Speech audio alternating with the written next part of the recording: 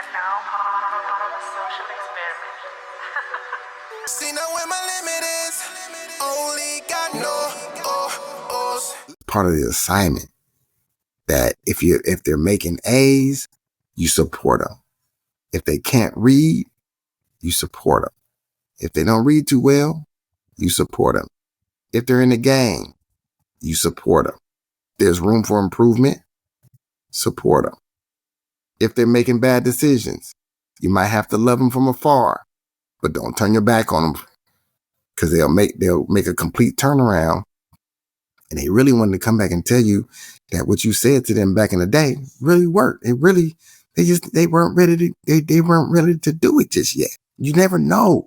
Kendrick did not have a banner or a piece of tape on his head that said, I'm going to be a hip hop superstar. He didn't. He looked like a regular other kid that was in Compton. But I just had high expectations for him and the rest of them in that classroom. I believe in them. I tell them that all the time. I believe. But Mr. Reyes, I believe. And matter of fact, I believe you. So I believe so much that even though you don't know how to do it, I'm going to show you how to do it. And I'm going to walk you through it until you get it. Because I can't let you out of this classroom going out into this world and you unprepared. Man, powerful, man. Speaking of Kendrick, we definitely got to touch on him a little bit throughout this interview. So walk us through like your first time, meeting Kendrick. Obviously, he's just a regular student to you at that moment in time. And I remember reading that he had like a stutter and everything and something that you kind of set goals to kind of work him through and everything. So walk us through that year with Kendrick in your English class. Yeah, so I taught Kendrick 7th grade. Like I say, I taught a lot of his friends that you hear on his albums and songs and stuff. I taught them too. And Kendrick, shy, very, very shy, short, shy, but he did like to write. Kendrick was academically sound. He did not have academic gaps like that. He needed to be taught just like everybody else, but he didn't have gaps like he didn't read to it. No, that wasn't his case. But again, I made everybody get up and talk. And so that's when you find out that he had a little stutter. His stuttering didn't come from that he didn't know. His stuttering came from just being nervous and anxious when he had to get in front and talk in front of people. But I used to go up there. So when he would go up there, I'd go up there with him, put my arm around him. That arm around his shoulder is a symbolism of comfort, encouraging. You got it. I would always tell him, take a good deep breath, tell yourself you can do it, and open your mouth and speak. His father was the one that would come to parent conferences. Father was a big guy. And one time he and I still talk about this. His daddy, me, Kendrick, and his dad was at the table talking about his grades. And Kendrick's father was a big guy. I mean, he has some really thick fingers. And I can see them things right now. And he's like, Mr. Inge, I want to let you know right now, if my son gives you any problem, please let me know. I will be on it quickly. And so I was looking at his daddy, and I looked at Kendrick, and then Kendrick looked at his daddy, and we all just started laughing. I was like, boy, you can afford to mess up not one time. Because his daddy was huge. A big old dad, right?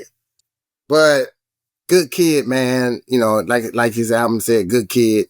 Just talking to him, I remember telling him when Section 80 came out, he's like, Inge, do you like it? What you think about it, Inge? And I was like, hey, man. I said, first of all, I love overly dedicated. But I said, man, I'm proud of you, man. I said, Kendrick, what I'm listening to you, because I said I can hear in your music that you really diving into history. I said, people are gonna be thinking when you talk about Martin Luther, you think people are gonna be thinking you talking about Martin Luther King, and that's not they're not the same people. Martin Luther and Martin Luther King, those are two different people. Happy just to see him, man, go from that kid who nervous and had a little stutter, but blossomed in and really, really focused on his craft, man, and not surprised that he is where he is today because he put the work in, he put the time in. He deserves where he deserves where he is today. He does. Man, that is amazing, man. And who knows, man, if you didn't really walk him through the public speaking, like we might have had a different Kendrick, and maybe he wouldn't be doing all the amazing things that he's doing now, man. So I know you're not going to take full credit, but you have something to do with his trajectory, or else he wouldn't give you credit. So really kudos to you, man, influencing so many kids, and not just Kendrick, but just changing the trajectory of lives. And I think that's what really teaching is about. And a lot of people mishandle the power that teaching has, and to be a mentor and a model for students, man. But I'm really inspired just listening to these stories, and thinking on my own teaching tenure and everything. Like, it's just very, very inspiring, man. So I'm really grateful of the type of teacher that you are, man, and really, inspired, man. So with all this, like, all this success, like, I know people probably mentioned to you, like, yo, you should run your own school. You should be a principal. You should be an admin. Like, what kept you as a teacher in the classroom? I have been offered principalship, vice principalship 4 or 5 times over. I've always declined them because the work I was doing at that particular time called for me to be in there with them on a day-to-day basis. To really dive into a child, I got to be with them. I got to see how they're moving. Well, that'd be very, very difficult to do when you're up there in the admin office, right? And, like I told you, God gonna see you. He's gonna send you the signal when and I keep it honest. I can just tell you, just this past year, I told God I was tired because I've had these kids' lives on my shoulders for 30 years. This is my 30th year. But sometimes you don't get the answer that you're looking for. So you be like, okay, well, obviously this ain't the right time.